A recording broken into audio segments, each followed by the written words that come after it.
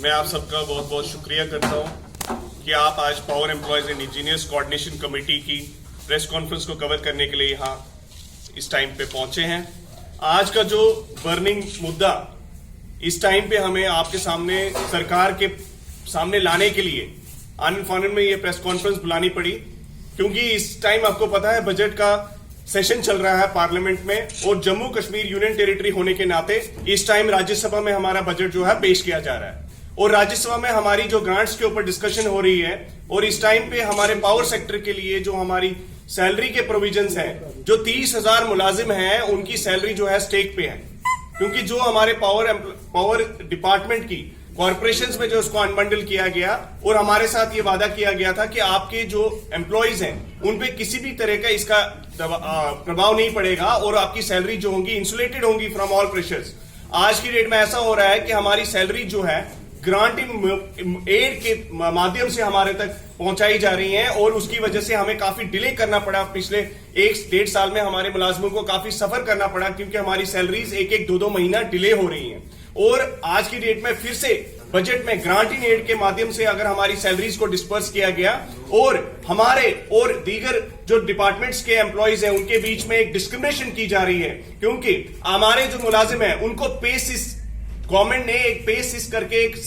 जो सिस्टम है उसके थ्रू सैलरीज डिस्पर्स करने का डिसीजन लिया था 2019 से, लेकिन हमारे को उससे वंचित रखा गया है। और आज भी अगर आप देखेंगे हमें यूटिलाइजेशन सर्टिफिकेट्स देनी पड़ती हैं सैलरीज की भी, और उसके बाद जाके गवर्नमेंट जो है हर महीने हमारा जो है ग्रांट रिलीज करती है। आप ये बताएं मेरे और मेरे परिवार का क्या कसूर है कि हमें अचानक से एक खैरात के तौर पे जो है किसी एक मदद के तौर पे एक जो है फंड्स रिलीज किए जा रहे हैं सैलरीज के लिए, जबकि ये हमारा मौलिक अधिकार है। हमारी अर्न सैलरी जो है रेगुलर बजट में जैसे कि बाकी मुलाजमों को दी जाती है और पेसिस के थ्रू दी जाए। मैं बार बार ये गवर्नमेंट से और मेहता साहब से, चीफ सेक्रेटरी साहब से ये अपील करना चाहता हूं, गवर्नर साहब से भी हम दरख्वास्त करना चाहते हैं कि हमारे 30,000 मुलाजमों को जो बार बार सैलरी के लिए सफर करना पड़ रहा है वो सिर्फ और सिर्फ डिसबर्समेंट की डिले की वजह से, और उसका रीजन है पेसिस में हमारा सैलरी ना आना। और मैं गवर्नमेंट से दरख्वास्त करता हूं कि हमें पेसिस के थ्रू सैलरी दी जाए और ना कि ग्रांट इन मोड के थ्रू। आप मुझे बताइए ऐसा कौन सी ऐसी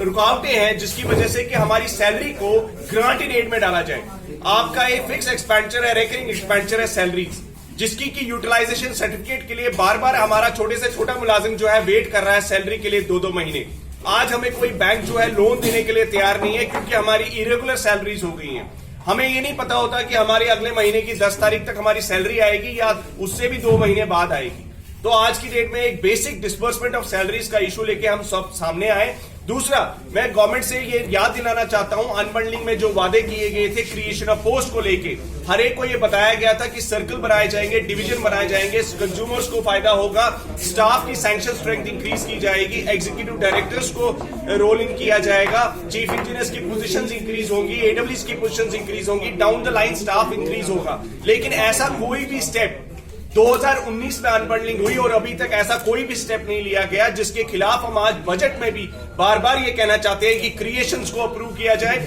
जो अनबंडलिंग का रियल ऑब्जेक्टिव था उसको सर्व करने के लिए जो भी स्टेप्स लेने हैं वो लेने पड़ेंगे। देखिए आज की डेट में हमारे जो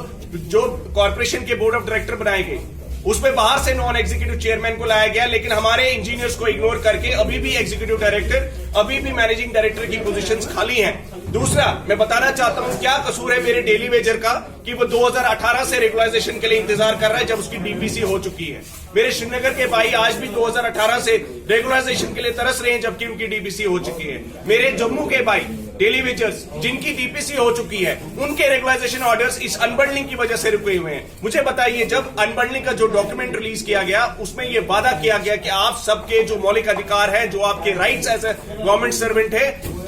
जब तक ना हमारा आखिरी मुलाजिम रेगुलराइज होता है तब तक वो हक छीने नहीं जाएंगे। तो आज की डेट में हमारे चीफ इंजीनियर्स अभी भी अनरेगुलराइज हैं। हमारे 2 साल में, पिछले 2 साल जब से अनबंडलिंग की पूरी ये कवायद हुई है तब से हमारी रेगुलराइजेशन जो है अभी भी किसी मुकाम तक नहीं पहुंची है। और मैं गवर्नमेंट से दरख्वास्त करना चाहता हूं कि एक इतना बड़ा डिपार्टमेंट, आप यकीन नहीं मानेंगे, 4.5 लाख मुलाजिम हमारे स्टेट में जो यूनियन टेरिटरी बनाई गई उसमें 30,000 मुलाजिम पीडीडी का मुलाजिम है, और आप इतना बड़ा 10% नियरली जो हमारा मुलाजिम है अगर वो आज सफर कर रहा है स्टेट का, उनके साथ 3 लाख लोग, उनकी फैमिली जुड़ी हुई है। आप उनको सैलरी के लिए डिप्राइव करके कौन सा डेवलपमेंट का एजेंडा यहां पे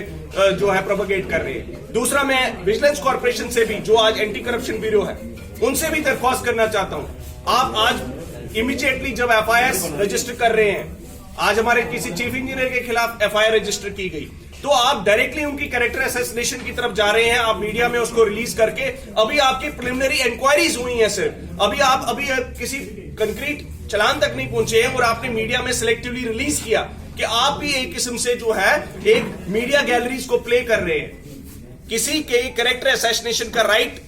किसी के पास नहीं। आप कोर्ट में चलान को लेके जाइए, आप गिल्टी प्रूव कीजिए, उसके बाद मीडिया को रिलीज कीजिए। आपने अपने लेवल पे आज मीडिया में सर्कुलेट करके उस चीफ इंजीनियर और उसकी फैमिलीज को कितने स्ट्रेस और डिप्रेशन से गुजरने पड़ा है, इसके जिम्मेवार एंटी करप्शन ब्यूरो भी है। और मैं उन्हें भी कहूंगा कि वो लोग भी बड़ा ही समझदारी से और सूझबूझ से काम ले। ये किसी की इज्जत का सवाल होता है, और 30-35 साल की नौकरी के बाद एक इंसान चीफ इंजीनियर की कुर्सी पे पहुंचता है। तो मैं गवर्नमेंट से अपील करूंगा और दरख्वास्त करूंगा कि सैलरीज के मुद्दे पे सिस्टम के थ्रू सैलरीज को इमीडिएटली रिलीज किया जाए और सारे मुलाजमों को उनके हक दिए जाए।